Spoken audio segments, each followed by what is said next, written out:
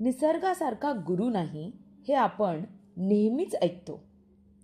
बरं, निसर्ग म्हणजे सृष्टी, फुले, झाडी, नद्या, डोंगर, अफाट पसरलेले आभाळ, सूर्य, चंद्र हे सर्वच निसर्गाचे अंग आहेत. विचार केला तर निसर्गाकडून आपण सतत काही ना काही शिकतच असतो.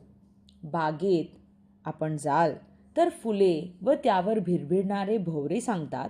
स्वतःचा गोडवा दुसऱ्यांबरोबर वाटला तर तो वाढतो.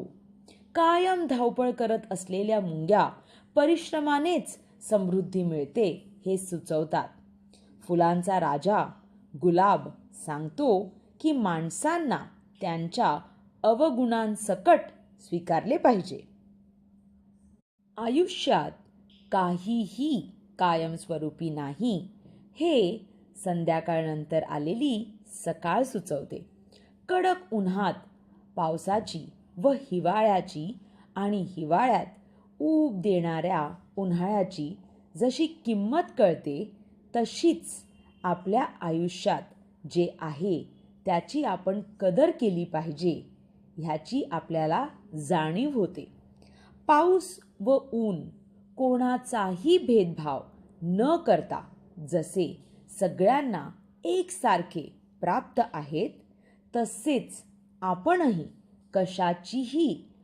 कशाचाही भेदभाव न करता सगळ्यांना एकसारखी वागणूक द्यावी.